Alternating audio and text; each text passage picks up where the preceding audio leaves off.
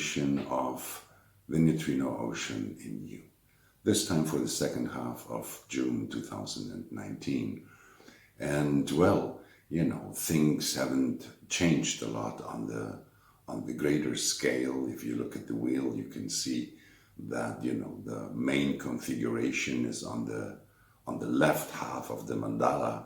If you would cut the mandala in two halves vertically, which means that the second half of the quarter of meditation and the quarter of initiation and the first half of the quarter of civilization, this is where everything's cooking. This is where the program is basically, with the South Node in mutation, pressuring us to find, the continuity in the application of the old dogmas, the dogmas of the past, which frame the way we have always used our mind, which is, making mind an instrument for determining, what the best action is going to be in order to assure our survival, our well-being.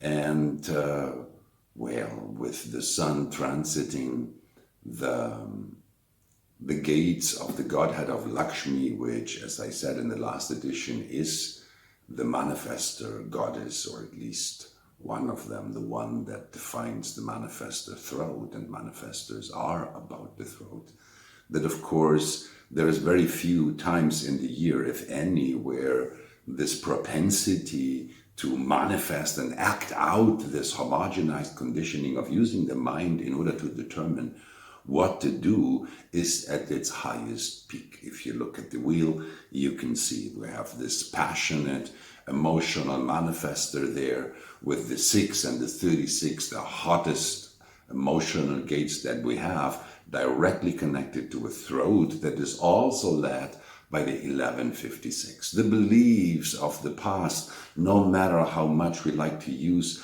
our ability for idealism to disguise that everything we project onto the future is nothing but a replay of the past, particularly at the collective level. So, as I announced in the previous section, the dance floor in the disco, is packed, is crowded, everyone's ready to make a step. I mean, we're moving towards the summer solstice, the longest day in the year. And of course, this propensity of human beings to be drawn out into the light, to take contact with others. The manifestor principle, the manifestor has the ability to interact with strangers, and now during this second half of June, the sun is going to be passing from Lakshmi to Parvati, and suddenly the person that was a stranger has become your wife, has become your this, has become your that. And you move quickly from you and I and love, you and I and truth, to us, to we, to us and them, you see. We always present Parvati like the Godhead, the place in the human mechanics where women gave up their power to man, apparently. Well, they didn't give their power to man. They gave it to the yang. They gave it to the spirit. Because you see, in this Godhead that creates this us and them, the very first gate is gate 15, which is the gate of the penta, of the group. And it is one of the gates that ensures, that establishes, that maintains the identity of the penta, the identity of the group. Oh, the group. Us and them. You see, if it is difficult between you and I for love and truth to go hand in hand when we communicate with each other, because in us and them, truth, love is a homogenized duty, and truth can be nothing but a dogma. But homogenized love will never accept one of them as if they were one of us.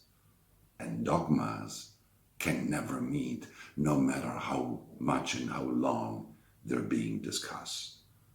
So this group thinking, this sudden involvement in the other, and the other comes with their us, their own way of belonging, their own way of being parts of groups that have nothing to do with yours. So like in human design, it is always recommended, for individuals to sleep alone, so they can develop a healthy sense of self from the moment they wake up in the morning. There's a warning that's never been put out clearly, and it is something that in my professional work, I basically warn everyone that comes in contact with me, probably because the sacral and the G center, the two centers that define the nature and the identity of Penta, of group dynamics, are the two centers that are open in my design of, the power of groups. And groups, with groups, I mean anything beyond 3 people gathering in the aura, that, the group puts the spirit of the individual asleep, so to speak, in the sense that we are already so accustomed from birth, we learned it in the family, to give up our own sense of self in order to fit in with the group, for the best of the group, for the best of the family. You see, it's for the family that women gave up their power as individuals.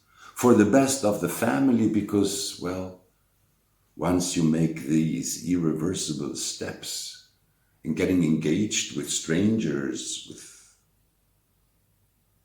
others, in things that involve sex and money, there's always going to be emotional and social consequences. There is no return from there, which does not mean anyone needs to regret it. It is all a matter of how do you tell yourself your own story? Do you experience yourself to be complete as an individual, or do you unavoidably need to bring in those other elements that allow you to define yourself through group dynamics? This we, because this sense of belonging to something for most human beings ends up pulling us into this identifying with homogenized group dynamics, because we do not necessarily experience that we belong into life, and that all we need to do to keep a belonging to it is show up in the morning, wake up, and